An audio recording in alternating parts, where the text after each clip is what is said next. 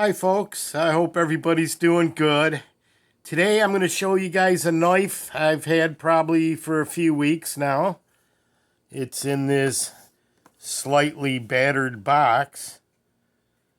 But yeah, we'll take a look at it in a minute. First, a little bit of news. I want to let you guys know that my surgery is scheduled for March 30th. And that's tentative. They only do the surgeries on Tuesday. Yeah, I believe it's Tuesday. And but they're trying to get me in on the 23rd, which is a couple weeks away.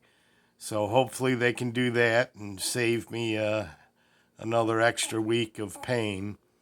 But anyway, there's that. The other news is our good friend Stuart Harvey. We all know Stuart.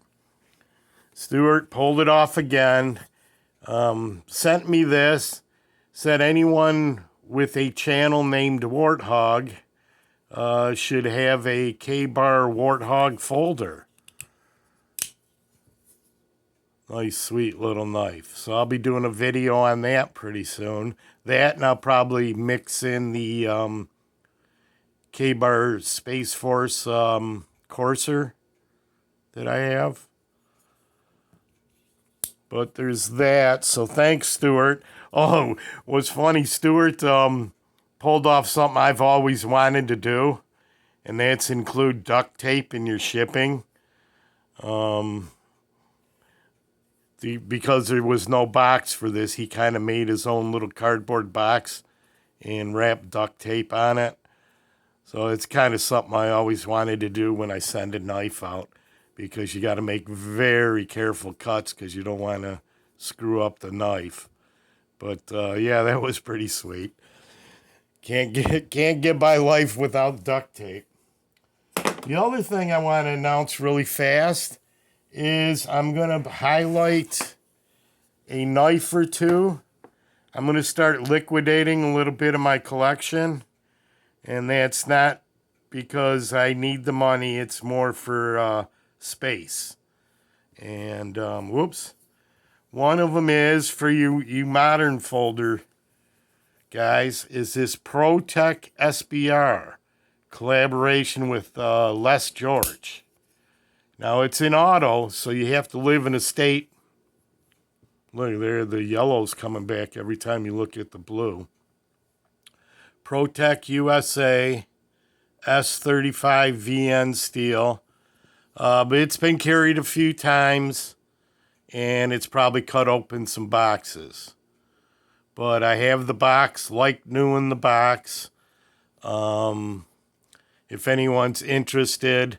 Well, they still sell them at Blade HQ for like $165. I'll ship this to somebody's door for $100. So that's a big steal there. Here's your Les George.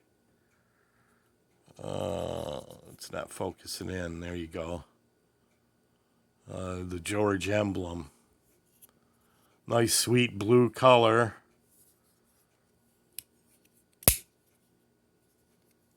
And it fires out like nothing else.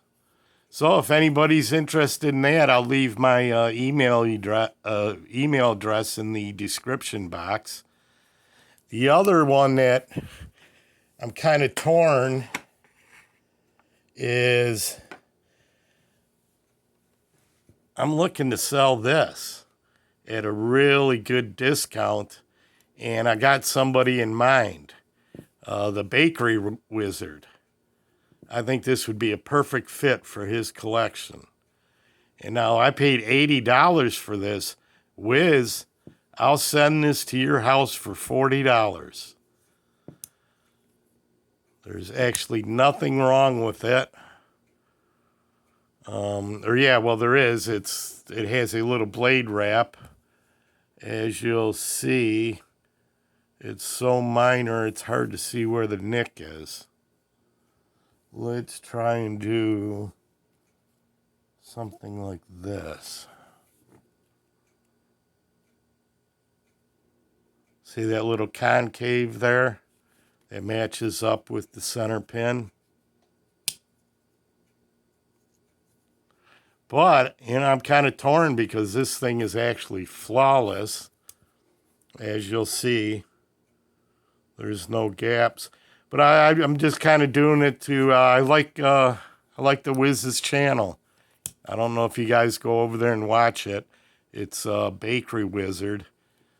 And he's a Barlow enthusiast who also likes trappers. Yeah, there you can see the nick there. But he uses all his knives, and I think this one deserves to be used. I'll probably never use it. And my Boker collection is pretty big.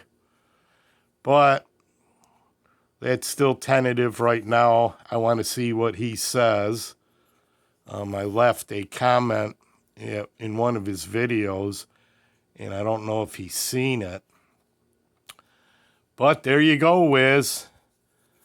Cheap. I'm giving it to you at a price less than a case knife with Boker quality, made in Germany.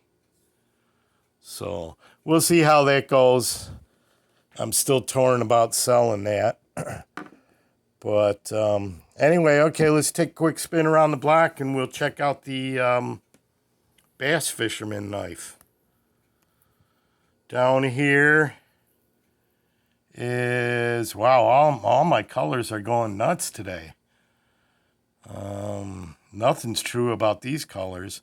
But anyway, there's 3 knives that I kind of use for my, which one am I going to pick to carry when I go out.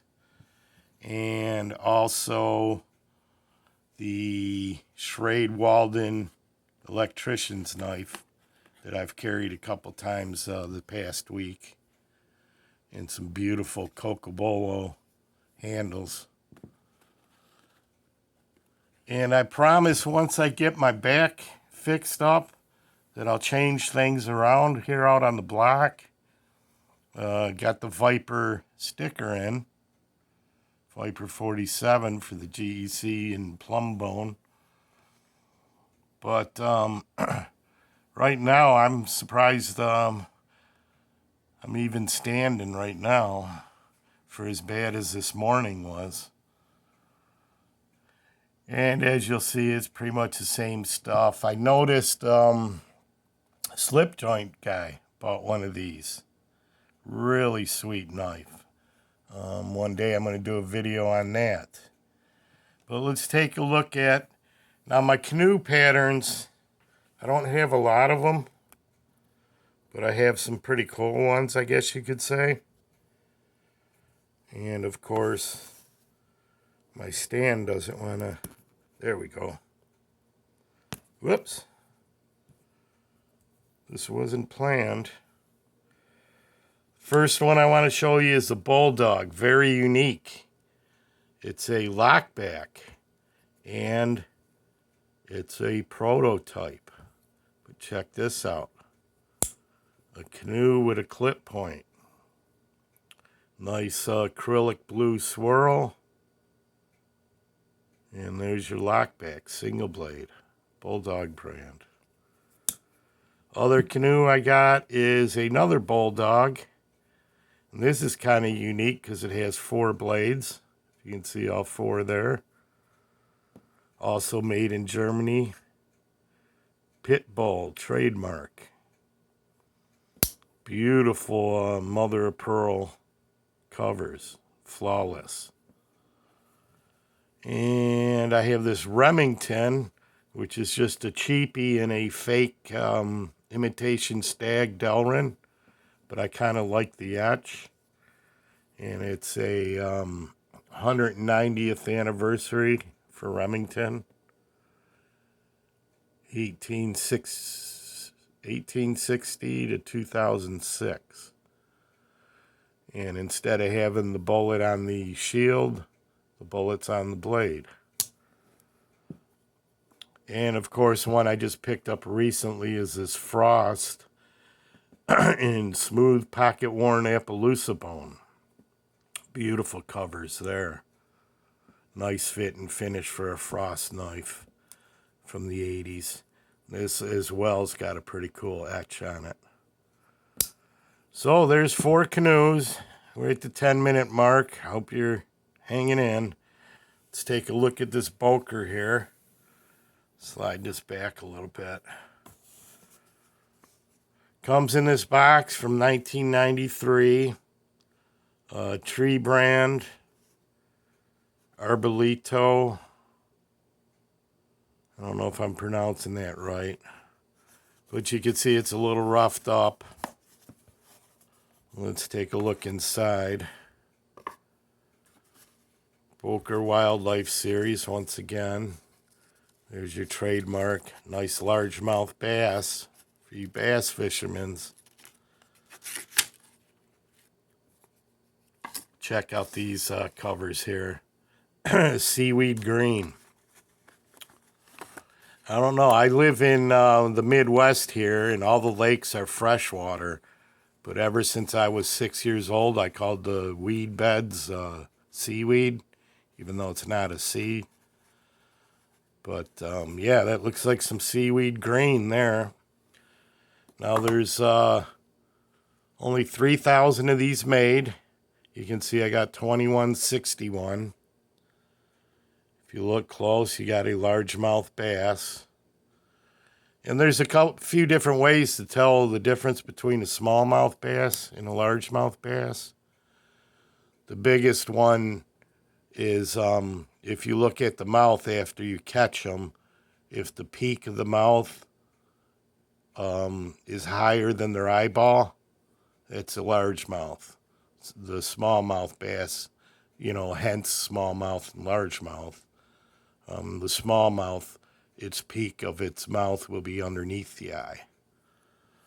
So, bass fishing. Let's talk about that. That's my favorite fish to go fishing for because it's the most relaxing. A lot of my friends like to do the, like I said, with freshwater lakes, like to do walleye fishing and stuff where you actually got a troll. And that means you just, you're kind of idling the boat. You get either a trolling motor or a boat that has a really low gear ratio. So you just cruise at the same current or at the same speed of the current. But with bass fishing, you can just park the boat real close to the shore. Get there about 4 in the morning. Just relax and fish for some bass. Let's pull the light in a little closer. This is such a cool knife. Check out that seaweed cover.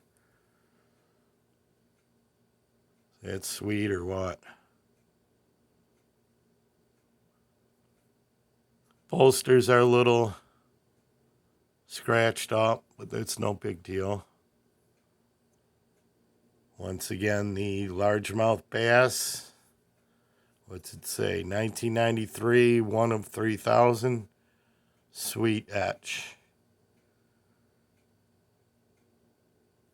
Let's check it for some fit and finish. Of course, you get the canoe with the large spear point, unless you're getting a prototype with the clip point. But most of your canoes will be the large spear point and, oops, good thing it ain't sharp. It would have cut me. And usually your pen blade. Usually it's a little wider than this. And this side of the bone isn't as spectacular as this side, I would say.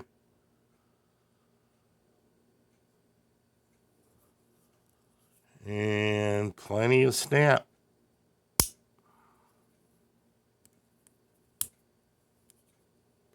Oh, it's got a little blade wobble. Didn't notice that. Not much. I can smack it. Plenty of snap. Let's see if there's any blade wobble over here. Yep, a little bit on that one too. That's unlike Boker. This is Boker, Germany too.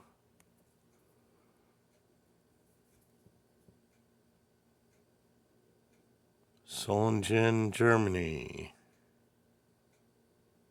Can't see what that last part says. Oh, there goes the back. Oh, man. Oh, stainless. Though this, I don't know, this may have been made in Argentina because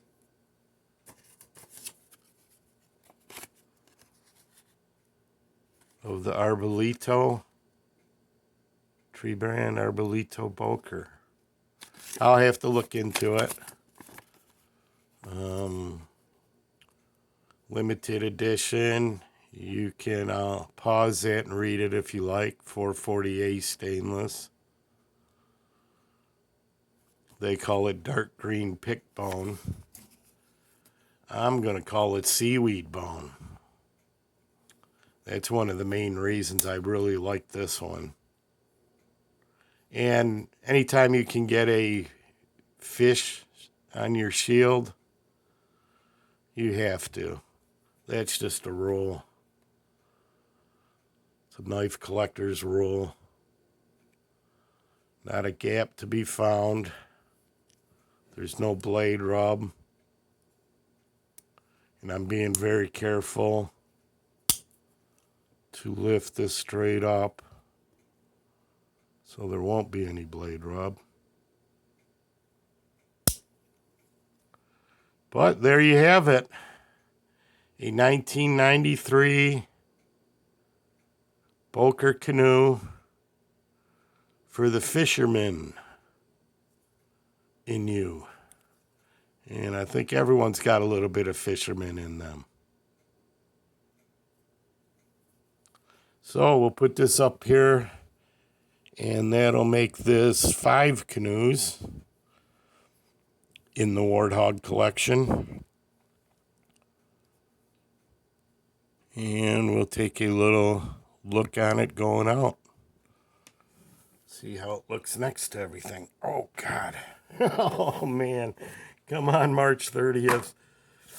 Ah! All right, here, let's get this. I'm getting a spasm coming on. So, my friends, until next time, take care. Peace. Bye-bye.